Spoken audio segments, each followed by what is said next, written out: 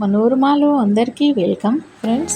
ఈరోజు నేను సంక్రాంతి సందర్భంగా చక్కెర పొంగలి ఎలాగ తయారు చేసినానో మీరు కూడా చూసేదురు రండి.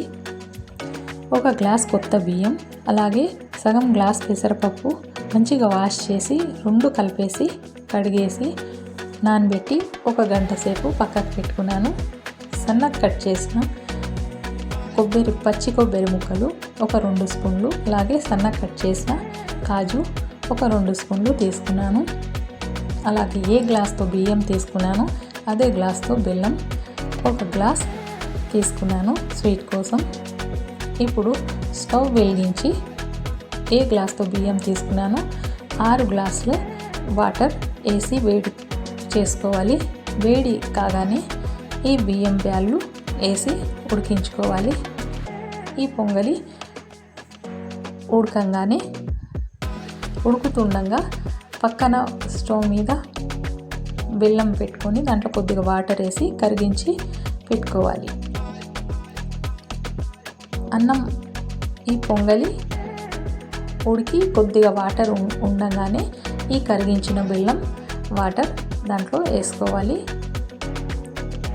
అలాగే సిమ్లో పెట్టుకొని వాటర్ అంతా దగ్గర పడేదాకా ఉడికించుకోవాలి.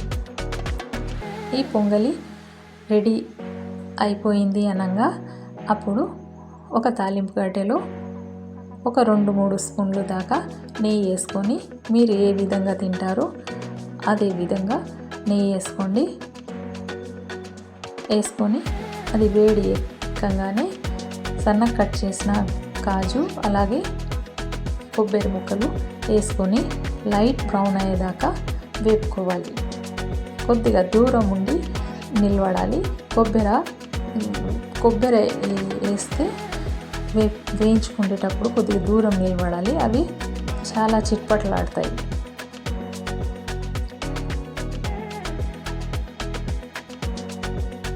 లైట్ బ్రౌన్ అయిన తర్వాత చక్కెర పొంగలి రెడీ అయిపోయింది అనగా లాస్ట్లో ఇవి వేసి మంచిగా కలిపేసుకోవాలి.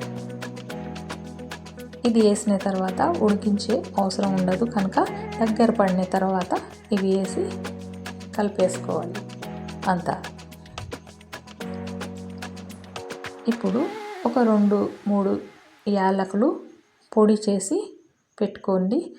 ఆ పెట్టుకున్న యాలకులు పొడి దీంట్లో కలిపేసుకుంటే చక్కెర పొంగలి రెడీ అయిపోతుంది. కొత్త బియ్యంతో చేసిన ఈ చక్కెర పొంగలి చాలా టేస్టీ ఉంటుంది.